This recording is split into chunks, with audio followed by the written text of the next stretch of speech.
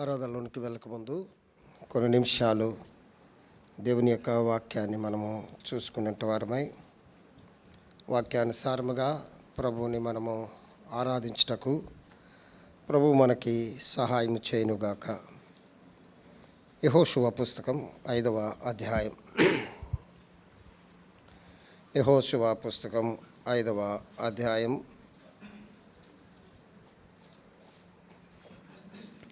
8-9 వచనాలు కలిపి చదువుకుందాం. యెహోషువ 5వ అధ్యాయము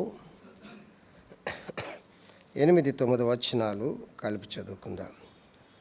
కాబట్టి ఆ సమస్త జనము సున్నతి పొందుట తీరిన తరువాత తాము బాగుపడు వరకు పాలెములో తమ చోట్ల నిలిచిరి. అప్పుడు యెహోవా, నేడు నేను ఐగుప్తు అవమానము మీ మీద ఉండకుండా దొర్లి వేసి ఉన్నానని యెహోషువతో అనెను. అందుచేత నేటి వరకు ఆ చోటికి గిల్గాలు. ప్రార్థన చేసుకుంటాం. ప్రేమగల తండ్రి, అత్యంత కృప కనికరము కలిగిన దేవ, నమ్మదగిన వాడా, నీకు వందనాలు ప్రభా.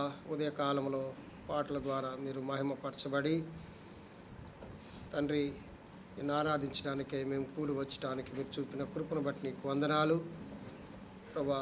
చదవబడిన మాటల ద్వారా మాతో మీరు మాట్లాడి నిన్ను యోగ్యముగా ఆరాధించడానికి మా ప్రాణాత్మ దేహాలను మేము సిద్ధపరచుకోలాగున మీ వాక్కును మాకు దయచేయండి ఆయన. పరిశుద్ధాత్ముడు మాకు సహాయం చేయకపోతే మేమేమీ చెప్పలేం దేవా. నీ వాక్యము ఎంతో యథార్థమైనది. మా హృదయాలను తండ్రి పరీక్షించి యోగ్యత కలిగిన వారుగా యోగ్యుడైన నీవు ఎదుట మా శిరస్సు వంచి నమస్కరించడానికి మమ్మల్ని సిద్ధపరచమని కోరుతున్నాం దేవా. కూర్చున్న వారందరికన్నా తెలుపుడను దీనుడుగా నీ దగ్గరికి వస్తున్నాను ప్రభు. నీ వాక్యము నాకు అందించి పరిశుద్ధాత్ముడ నాకు సహాయం దయచేసి నీ సన్నిధి యొక్క ఆనందాన్ని అనుభవించి నిన్ను సత్యముతో ఆత్మతో ఆరాధించలాగిన మమ్మల్ని సిద్ధపరచమని నా ప్రభు నా రక్షకుడైన యేసుక్రీస్తు వారి యొక్క శ్రేష్టమైన నామములో ప్రార్థిస్తూ వేడుకొంచున్నాను తండ్రి.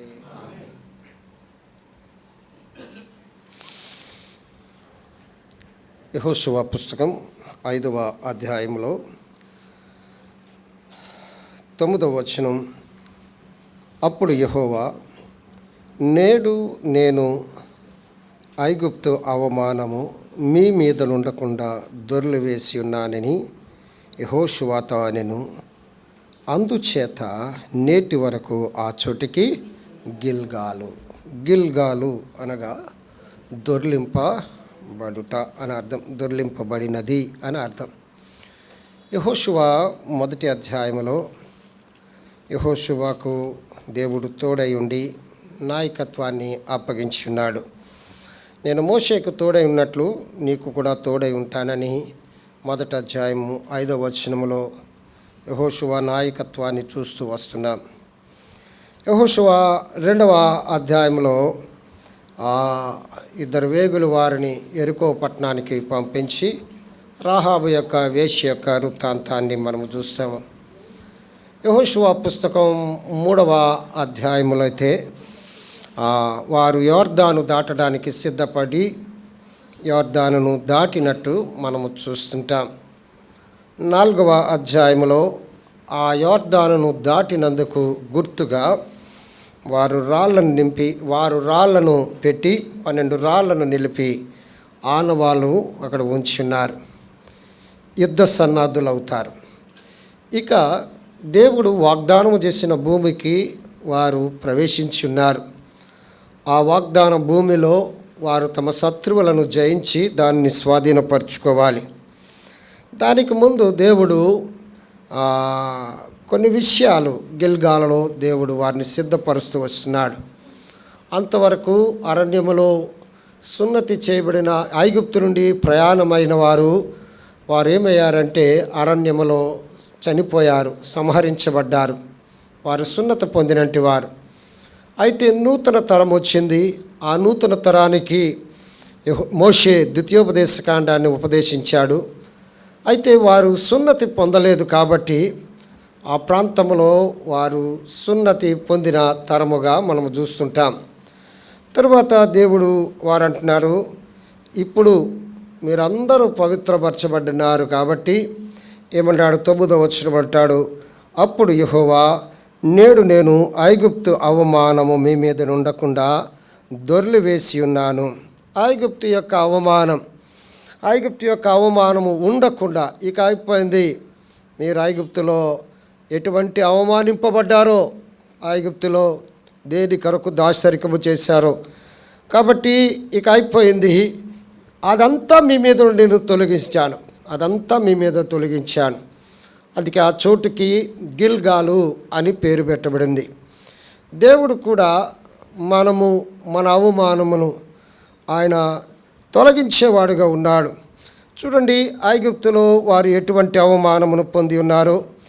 నిర్గమాకాండము 1వ అధ్యాయము కొన్ని మాటలు చూసుకొని, ఆరాధన కొరకే కొన్ని మాటలు చూసుకొని మనము ఆరాధిద్దాం.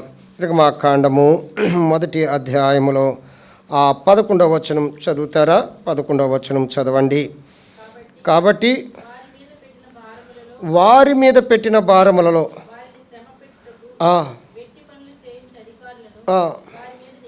చూడండి, ఎటువంటి అవమానం అంటే బాధ పెట్టే అవమానము, శ్రమ పెట్టే అవమానం. వారి మీద పెట్టిన భారములలో అని ఉంటుంది. సాతానుడు కూడా మన మీద భారం పెట్టిన వాడుకున్నాడు. ఐగుప్తు లోకములో ఉన్నాం, ఐగుప్తు అనే లోకములో మనం ఉన్నాం. మనము కూడా భారము మోసినట్టు వారముగా ఉంటున్నాం. సాతానుడు శ్రమ పెట్టేవాడుగా ఉంటాడు. సాతానుడు భారము మోసేవారుగా ఉంచేవాడుగా ఉంటాడు. మన జీవితాలలో కూడా లోకములో పాపం అనే భారాన్ని మనం మోసేవారంగా ఉన్నాం. అందుకనే మత్తయి 11:28 అంటాడు కదా, ప్రయాసపడి భారము మోయిచున్న సమస్త జనులారా నా వద్దకు రండి. పాప భారం మోసేవారంగా ఉన్నాం. పాపము యొక్క భారం మన మీద ఉంది, అది భరింపజాలనిది.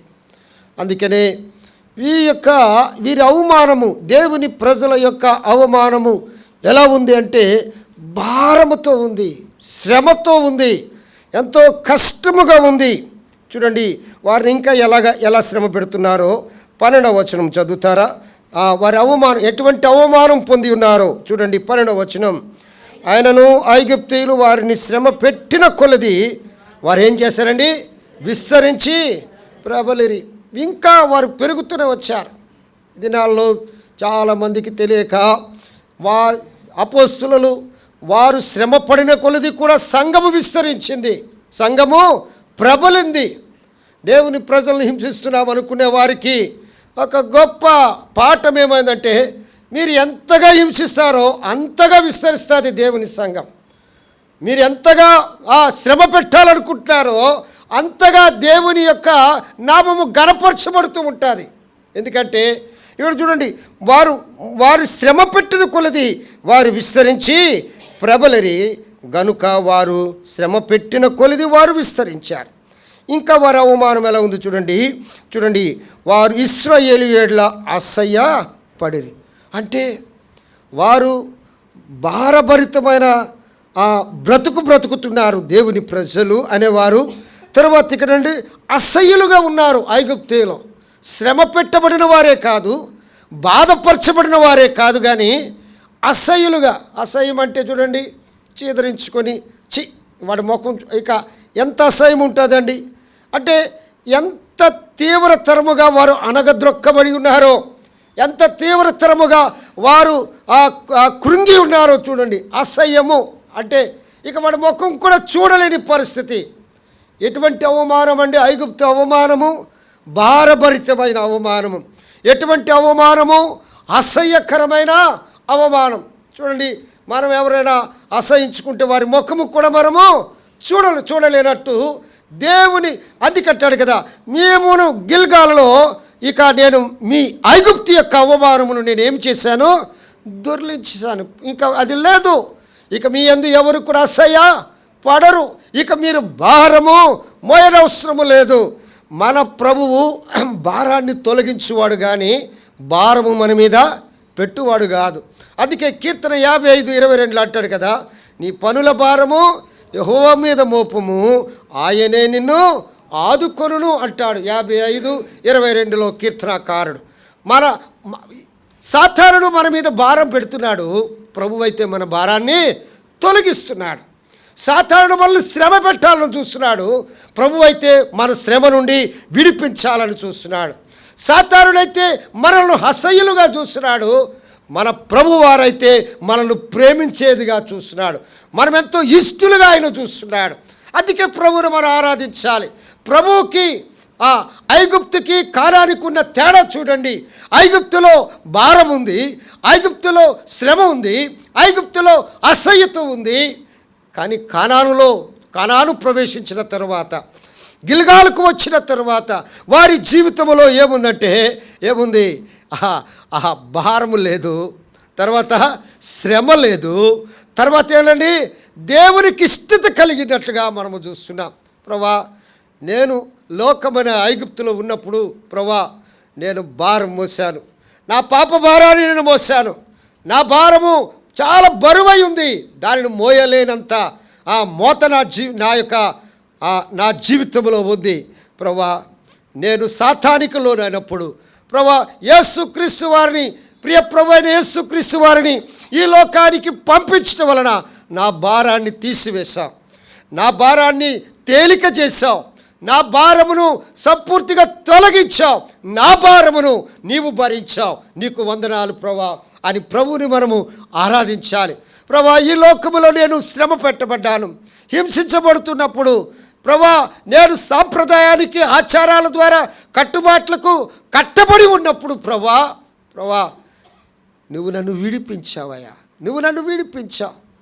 ఈ లోకము నన్ను అసహ్యముగా చూచినప్పుడు, నా పాపం వలన నన్ను అసహ్యముగా చూచినప్పుడు నీవు నా యందు ప్రీతి కలిగి ఉన్నావు, నీవు నన్ను ప్రేమించి ఉన్నావు, నీవు నా యందు జాలి కలిగి ఉన్నావు, నీవు నన్ను విడిపించి ఉన్నావు.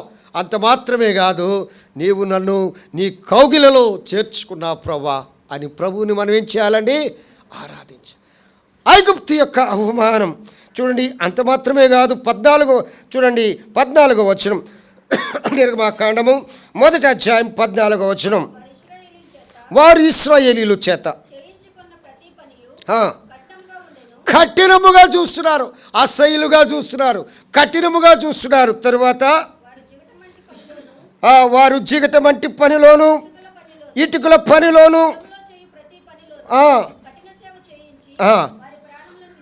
ఇది పట్టుకొని వారి ప్రాణములను విసిగించిరి. ఏం చేస్తున్నారండి? ఏమాత్రం వారికి నెమ్మది లేదండి. ప్రాణం విసిగిపోతే ఎలా ఉంటుందండి? ఏముంటుంది? ఏం చేస్తారు? ప్రాణం విసిగిపోతే ఏం చేస్తారు అంటాం కదా. లైఫ్లో ఒక్కసారి అనలేదు ఆ డైలాగు, అనే ఉంటాం. చిన్న పిల్లోడు చిన్న ప్రాణం విసిగిస్తే చచ్చిపోతానంటాం. అర్థమైందా? నెమ్మది లేదు వారి జీవితంలో, నెమ్మది లేదు. ఐగుప్తులో నెమ్మది లేదు.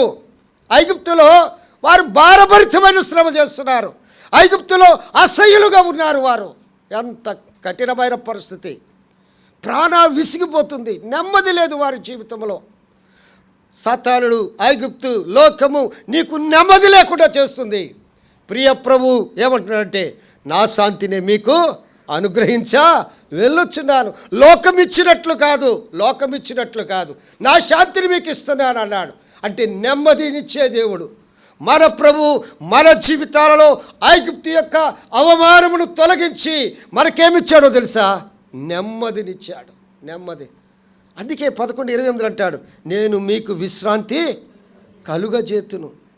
ప్రయాసపడి భారం మోసుకున్న సమస్త జనులారా, నేను మీకు విశ్రాంతినిస్తాను. నేను మీకు, ఆయన నెమ్మదినిచ్చేవాడు.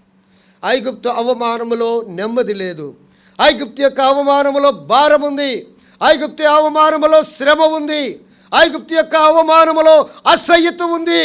కానీ నీ ప్రభువు గిల్గాలులో ఏమి చేశాడో తెలుసా? దాన్ని దొర్లించి వేశాడు, దానిని తీసివేశాడు. దొరలడం అంటే తెలుసా అండి? దొరలడం అంటే తెలుసా? ఎప్పుడైనా దొరిలారా? చిన్నప్పుడు మంచం మీద పడిపోతే ఎలా ఉంటుందండి? అయినా తల్లి చూడదు. ఇటు కేరమని అరిసిన తల్లి చూడదు. దొరలం అంటే ఎప్పుడైనా చూసారా దొరలం?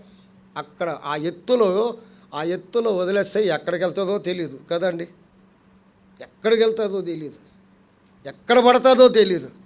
దేవుడు నిన్ను నీ యొక్క పాప భారాన్ని అలాగా సముద్ర అగాధంలోనికి నెట్టేశాడంతే. సముద్ర అగాధంలోనికి. ఎప్పుడైనా షిప్ లాంచింగ్ అవ్వడం చూసారా? అంటే షిప్ అంటే షిప్ అంతా కనెక్ట్ అవ్వదు. షిప్ బాడీ ఒక్కటి కిందన ఒక్కటే ఏం చేస్తారు, ఎత్తైన ప్రదేశాల నుండి ఒక సిలిండర్స్ మీద వాటిని ఏం చేస్తాడు, వదిలేస్తే అలా దూసుకెళ్ళిపోద్ది సముద్రంలో. అలాగే నీ పాప భారాన్ని కూడా, నీ పాపాన్ని సముద్ర అగాధములో ఆయన ఏం చేశాడు, పడవేశాడు. ఐగుప్తు అవమానమును దొర్లించేశాడు ఆయన. ఐగుప్తు అవమానమును ఆయన తీసివేశాడు. చాలు చాలు, ఇక మీరు కష్టపడింది చాలు, మీరు భారం మోసింది చాలు, మీరు శ్రమ పెట్టబడింది చాలు, మీరు అసహ్యులుగా చూడబడ్డము చాలు, మీకు నెమ్మది లేని స్థితి చాలు. మీ అవమానమును నేనేం చేస్తున్నాను, తీసివేస్తాను. చూడండి ఇంకా ఇంకా వారిని ఎలా మాట్లాడుతున్నాడో ఫరో గారు. చూడండి కొన్ని మాటలు అక్కడక్కడ చూద్దాం. 4వ వచనం, 5వ అధ్యాయం 4వ వచనం, నిర్గమాకాండము 5వ అధ్యాయం 4వ వచనం. మోషే అహరోను ఈ జనులు మీరు ఎందుకు అడ్డగిస్తున్నారు, ఎందుకు ఆపుచున్నారు? ఆయన కనికరము లేదు, సాతానికి కనికరము లేదు, ఫరోకు కనికరము లేదు. లోకములో ఎవరు నిన్ను కనికరించడు, నా ప్రియ ప్రభు ఒక్కడే నిన్ను కనికరించడానికి శక్తిమంతుడు. ఆయన కనికరము వలనే మనము, ఆయన కృప వలనే మనము రక్షింపబడి ఉన్నాం. ప్రభువా నీకు వందనాలయ్యా, నీ కనికరము నీ కృప వలనే నా భారము తొలగింది, ఐగుప్తు యొక్క అవమానము తొలగించబడింది ప్రభువా అని నువ్వు చెప్పగలవా? చూడండి, మీరెందుకు అప్పుచున్నారు, మీరు బరువులు మోయటకు పొండారేను. ఎంత కఠినంగా మాట్లాడుతున్నాడు చూడండి. తర్వాత ఇంకా ఏమి చేస్తున్నారు? 7వ వచనం, ఇటుకలు చేయుటకు. ఇంతవరకు గడ్డి ఇచ్చేవారు, ఇప్పుడు ఏం చేయొద్దు అంటున్నారు. కార్యనిర్వాహకులకు ఆజ్ఞాపిస్తున్నాడు, ఐగుప్తు యొక్క కార్యనిర్వాహకులకు, ఇక మీద గడ్డి కూడా మీరు ఇవ్వకండి, గడ్డి కూడా వాళ్ళే తెచ్చుకోవాలి. వారు వెళ్ళి ఎంత కఠినం. లోకములో జాలి లేదు, కనికరము లేదు. పాపి మీద ప్రేమ చూపించిన ప్రభు ఒక్కడే, ఆయన ఒక్కడే. పాపులను రక్షించడానికి ప్రేమ చూపించిన వాడు ఆయన ఒక్కడే. కఠినం అయిపోతుంది ఫరో యొక్క హృదయం. ఐగుప్తు యొక్క అవమానం కఠినమైనది, భారమైనది, అసహ్యమైనది, నెమ్మది లేనిది ఐగుప్తు యొక్క అవమానం. చూడండి ఏమి చేస్తున్నారు. 8వ వచనం, నిర్గమాకాండం 5వ అధ్యాయం 8వ వచనం. ఆయనను ఆయన గడ్డి తెచ్చుకోవాలి, మళ్ళీ అదే లెక్క అప్పగించాలి. తర్వాత ఏమాత్రము, ఎంత కఠినంగా మాట్లాడుతుంది, ఏమాత్రము తక్కువ కాకూడదు, చేయవద్దు. ఎవరండి దేవుని? ఐగుప్తు అవమానంలో ఏముంది? పని చేసి కూడా సోమరులు. ఫరో ఎంత అవమానముగా మాట్లాడుతున్నాడో దేవుని ప్రజలను. వారు సోమరులు అంటున్నాడు. అయ్యో ఏమిటి అవమానం! నువ్వు పని చేసిన తర్వాత నువ్వు బాగా పని చేయలేదంటే ఎలా ఉంటుందండి చెప్పండి, ఎలా ఉంటుంది? అందరికి ఎదురైన ఉద్యోగస్తులకు ఎదురైనా, అందరు ఉద్యోగస్తులకు ఎదురైనా గొప్ప అనుభవమే. ఒళ్ళు మండుతుంది, కాలిపోతుంది కదా. వీరు సోమరులు, అవమానించబడుతున్నారు. ప్రభు అంటాడు, నీ అవమానమును దొర్లించబడించాను, ఐగుప్తు యొక్క అవమానమును నేను దొర్లించాను అంటున్నాడు. తర్వాత చూడండి 9వ వచనం, నిర్గమాకాండము 5వ అధ్యాయం 9వ వచనం. ఆ మనుషుల చేత మళ్ళీ ఏమవుతున్నాండి? ఎక్కువ పని చేయించవలెను. కష్టం ఉంది, అవమానములో కష్టం. తర్వాత చూడండి, తర్వాత ఏమన్నాడు? 10వ వచనం, పోయి నేను మీకు గడ్డి. ఎంత కఠినమండి! దేవుడు తన ప్రజల యొక్క అవమానమును ఆయన ఏం చేశాడు? దొర్లించి వేశాడు. నీ పాప భారము యొక్క అవమానమును దొర్లించి వేసి ఉన్నాడు. ఎలా వచ్చింది అవమానం నీకు? సామెతల గ్రంథం 14వ అధ్యాయం 34వ వచనం. సామెతలు 14వ అధ్యాయము 34వ వచనం చదువుతారా? సామెతలు 14:34 చదవము. నీతి పాపము ప్రజలకు ఏమి తీసుకొస్తుందండి? అవమానం. పాపము అవమానము తీసుకొస్తుంది. ప్రియమైన సోదరి సోదరుడా, నీ అవమానమును ఆయన గిల్గాలలో దొర్లించి వేసి ఉన్నాడు. ప్రభా, నా భారమును, ఈ లోకము నన్ను కష్టపెట్టింది. ఐగుప్తులో ఉన్నప్పుడు నాకు భారమే, కానీ నీ దగ్గరికి వచ్చినప్పుడు నా అవమానమును నువ్వు తొలగించావు. నా పాప భారాన్ని నువ్వు తొలగించావు. నా శ్రమను నువ్వు తొలగించావు. ప్రభా, ఈ లోకములో నేను అసహ్యముగా జీవించాను ప్రభా, అసహ్యుడుగా జీవించాను. కానీ ప్రభా, నీవు నన్ను ప్రేమించావు, నన్ను ఇష్టురాలుగా చేసుకున్నావు. నీకు వందనాలు ప్రభా. ప్రభా, ఇక నీవు కఠినముగా ఈ లోకము నన్ను కఠినముగా మాట్లాడింది, కానీ అమ్మా వారెక్కడున్నారు? ఎవరును నీ మీద రాయి వేయలేదా? ఎంత ప్రేమ కలిగిన మాట. నువ్వు నాతో ప్రేమతో మాట్లాడావు. నువ్వు నన్ను జాలి నొందించున్నావు, నా మీద జాలి చూపించావు. ప్రభా, ఐగుప్తు యొక్క అవమానము నా మీద దొర్లించినందుకు నీకు వందనాలు ప్రభా అని ప్రభుని మనము ఆరాధించవలసిన వారం ఉన్నాం. చూడండి, ఇంకా వీళ్ళు ఏం చేస్తున్నారు? నిర్గమాకాండం 5వ అధ్యాయం. నిర్గమాకాండం 5వ అధ్యాయంలో గడ్డి ఇవ్వను. తర్వాత 14వ వచనం. 5:14 ఫరో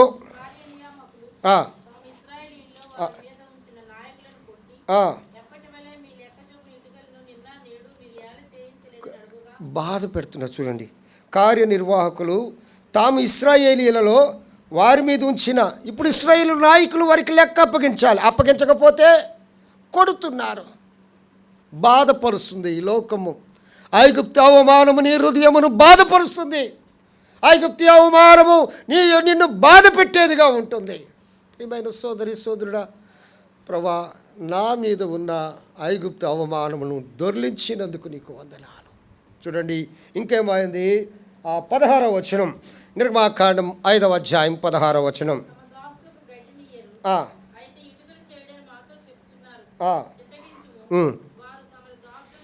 చిత్తగించు. ఫరోతో కొంతమంది ఇశ్రాయేలు నాయకులు వెళ్ళి ఈ రీతిగా చెప్తున్నారు, చాలా కఠినంగా ఉందయ్యా, గడ్డి ఇవ్వట్లేదు, లెక్క సరిగా చేయలేకపోతే కొడుతున్నారు, వారి మీద నాయకులున్న మమ్ములను, ఇశ్రాయేలు నాయకులను కొడుతున్నారని ఫరోకు అంటుంటే ఫరో ఏమంటున్నాడు చూడండి, 18వ వచనం. మీరు పొండి, పని చేయండి. చూడండి, ఎంత కఠినం అండి, ఎంత కఠినం. గడ్డి మీకు ఇవ్వబడదు. చదవమ్మా. అయితే ఇటుకుల లెక్క మీకు అప్పగింప తప్పదని. చూడండి ఎంత. తర్వాత 19వ వచనం. ఎటువంటి అవమానము ఐగుప్తుల వారు పొంది ఉన్నారు చదవండి. ఇటుకుల లెక్కలో నేనేమాత్రం, చదవమ్మా. ఏ నాటి పని నేనేమాత్రమును తక్కువ చేయవద్దు, ఏ నాటి పని ఆనాడే చేయవల్లని రాజు చెలవేయగా ఇశ్రాయేలు నాకు తాము దురవస్థలో పడి ఉన్నామని తెలుసుకొని. అంటే ఇంకా ఐగుప్తు అవమానంలో దురవస్థ చూసారా? నీ జీవితంలో అనేక సార్లు దురవస్థలో ఉన్న పరిస్థితులు, కానీ నీకు మహర్దశ ఇచ్చిన వాడు ఎవరండి? ప్రభువైన యేసుక్రీస్తు. కనానులో కనాను ఆ యొర్దాను దాటగానే గిల్గాలులో ఈ అవమానం అంతటినీ దేవుడు దొర్లించి వేశానని ఆయన ప్రమాణము చేస్తున్నాడు. వారి నాయకులు అలాగే ఫరోను కలిసి వచ్చిన తర్వాత దారి మధ్యలో మోషే అహరోనులు కలిశారు. మోషే అహరోనులతో కలిసిన తర్వాత ఏం చెప్తున్నారు? 20వ వచనం. వారు ఫరో యొద్ద నుండి బయలుదేరి వచ్చుచు తాము ఎదుర్కొంటకు దారిలో నిల్చున్న మోషే అహరోనులను కలుసుకొని, చూడండి వీళ్ళేం చెప్తున్నారు చూడండి 21వ వచనంలో, యెహోవా మిమ్మును చూచి న్యాయం చెప్పండి. ఎవరో ఒకరు స్పష్టంగా చదవండి, లేకపోతే నేను చదువుతాను, లేకపోతే అందరూ చదువుదాం రండి. నిర్గమాకాండము 5వ అధ్యాయం 21వ వచనం. యెహోవా మిమ్మును చూచి న్యాయము తీర్చునుగాక, ఫరో ఎదుటను అతని దాసుల ఎదుటను మమ్మును అసహ్యులుగాను చేసి మమ్మును చంపుటకై వారి చేతికి ఖడ్గం ఇచ్చితిరని వారితో అనగా, మోషే అహరోనులతో అంటున్నారు, అసహ్యతే కాదు ఇక చంపమంటున్నాడు. ఏం చేయమంటున్నాడండి? వారు పని చేయకపోతే చంపేయండి అంతే. లోకము ఐగుప్తు అలాగే ఉంది, నాశనానికి తీసుకెళ్తుంది. ప్రియ ప్రభువు గిల్గాలలో వారి అవమానమును తొలగించి వారిని చంపే దేవుడు కాదు, వారికి స్వాస్థ్యం ఇచ్చే దేవుడు. వెంటనే మోషే ఎంతగా ప్రార్థన చేస్తున్నాడు. ప్రియమైన వారలారా, మన జీవితాలలో పాపము అవమానాన్ని తీసుకొస్తుంది. ఆ అవమానమును, పాపము వలన వచ్చే అవమానమును ప్రభు ఒక్కడే తొలగించగలవాడు. ఈ లోకము పాప భారముతో నువ్వు ఉన్నావు, శ్రమ పెట్టబడుతూ ఉన్నావు, అసహ్యమైన జీవితము జీవించి ఉన్నావు. ఒక్క మాటలో చెప్పాలంటే ఇంకా కఠినమైన దాసరికమైన అవమానాన్ని పొందుతున్నావు, నెమ్మది లేని స్థితిలో ఉన్నావు. అంత మాత్రమే కాదు కానీ నిన్ను చంపాలని కూడా సిద్ధపడుతూ ఉన్నా ప్రయత్నములో పాపము వలన వచ్చు జీతము మరణం. ఆ మరణము నుండి రక్షించటానికి, ఆ అవమానమును తొలగించడానికి ప్రియ ప్రభువైన యేసుక్రీస్తు వారు 2023-24 సంవత్సరాల క్రితం నీ కొరకు నా కొరకు బలి అర్పణగా అర్పించబడ్డాడు. నా పాపముతో వచ్చిన అవమానాన్ని ఆయన తొలగించి ఉన్నాడు. నేను శ్రమ పడుతున్నప్పుడు ఆయన శ్రమ నాకు విడుదల ఇచ్చి ఉన్నాడు. నన్ను అసహ్యమైన జీవితము జీవించిన నా ఐగుప్తు అవమానమును దేవుడు తొలగించి దేవుని యందు ప్రీతికరముగా దేవుడు నన్ను మార్చి ఉన్నాడు. అంత మాత్రమే కాదు కానీ నన్ను చంపాలి, మరణానికి తీసుకువెళ్ళాలనే ఆ సాతాను ఏం చేశాడో తెలుసా? ప్రభు విడిపించి నిత్య జీవం వైపు నన్ను నడిపించాడు. ఇది ఐగుప్తు యొక్క అవమానం. అందుకంటాడు కదా, పాపము వలన వచ్చు ఏమొస్తుందండి? అవమానం. అంత మాత్రమే కాదు, కొంతమంది పిల్లలు కూడా తల్లికి అవమానం తీసుకొచ్చేవారు ఉంటారు. చూడండి, ఈ సామెతల గ్రంథం 29వ అధ్యాయం 15వ వచనం. సామెతల గ్రంథం 29వ అధ్యాయం 15వ వచనం చదువుతారా? బెత్తమును గద్దింపును, బెత్తము గద్దింపు జ్ఞానము కలుగజేయును.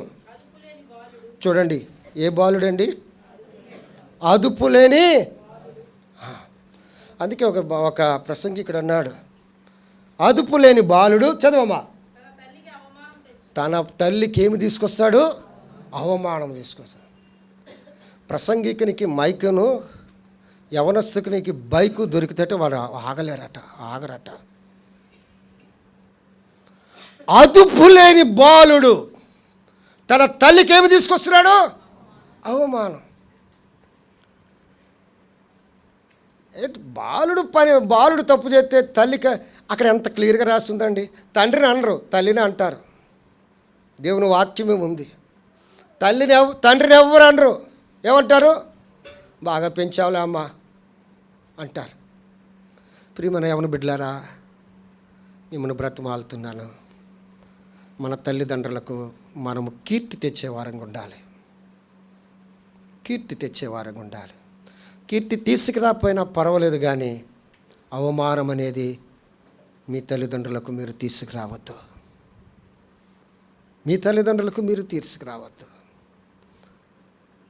అదుపు తప్పే బాలుడు తన తల్లికి ఏం తీసుకొస్తాడు?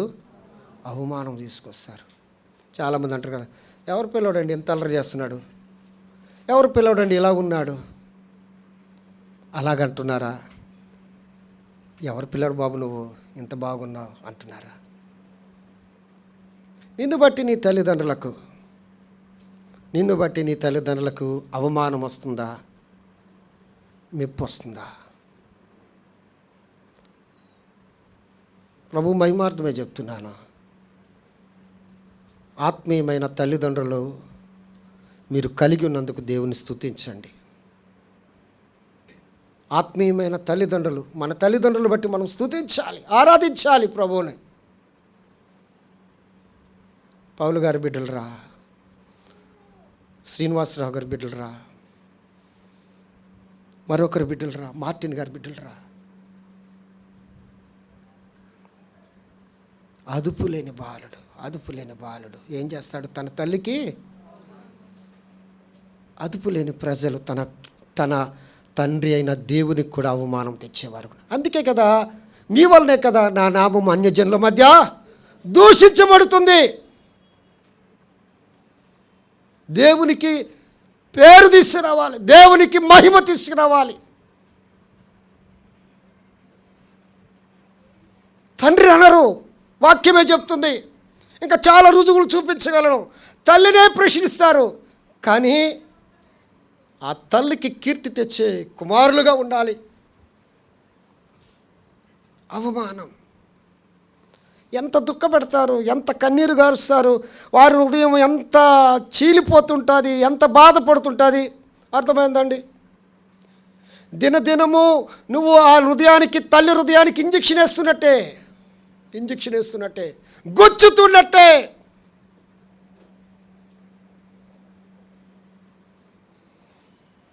అందుకే పూర్వదినాలలో టీచర్లు చేతిలో బెత్తాలు ఉండేవి. ఈ దినాలలో అది లేకుండా చేశారు గవర్నమెంట్. అందుకే భయం లేకుండా మీడియాకు కూడా వెళ్తున్నారు. అర్థమైందండి? ఆ దినాలలో ఉపాధ్యాయుని చూసి తెలగుండేవాడండి, ప్యాంటు తడిసిపోయేది. వాస్తవం అండి. కానీ ఈ దినాలలో ఏమవుతుంది? అసలు 10th క్లాస్ వచ్చినంత వరకు ఫుల్ ప్యాంట్ అంటే ఏంటో మాకు తెలియదు, హాఫ్ నెక్కరే.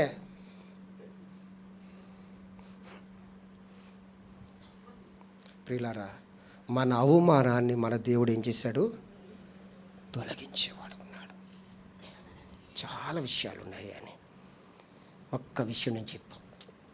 గిల్గాలలో రండి, యెహోషువ పుస్తకం 5వ అధ్యాయం 3 విషయాలు చెప్పిన ముగించేస్తారు, అయిపోయింది. 7వ వచనం 5:7, యెహోషువ 5:7. ఆయన వారికి ప్రతిగా పుట్టించిన గిల్గాలలో ప్రత్యేకించబడిన ప్రజలు. రెండవది చూడండి, 9వ వచనం. అప్పుడు యెహోవా గిల్గాలలో వారి అవమానమును దొర్లించబడింది. తర్వాత చూడండి ఏమైపోయింది. 11వ వచనం. పస్కా పోయిన మరునాడు క్రొత్త పంట, స్వాస్యం, ఆ దేశపు ఆహారాన్ని వారు ఎంతగా వ్యవసాయం చేయలేదు, కానీ ఆ దేశపు పంటను వారు తిన్నారు. ఇంకొక మాట, గిల్గాల్ నుండి వారి స్వాస్యము పొందడం మొదలుపెట్టారు. ప్రభువా, నీకు వందనాలయ్యా, నా భారమును, నా అవమానమును దొర్లించిన, నా పాపము వలన వచ్చే అవమానాన్ని నువ్వు దొర్లించావు, నీకు వందనాలు. నా శ్రమను దొర్లించావు, నీకు వందనాలు. నా మీద అసహ్యమైన జీవితాన్ని దొర్లించావు, నీకు వందనాలు. ప్రభువా, ఇదిగో నాయన, నీకు వందనాలయ్యా. నన్ను ప్రత్యేకపరిచావు గిల్గాలలో, నీకు వందనాలు.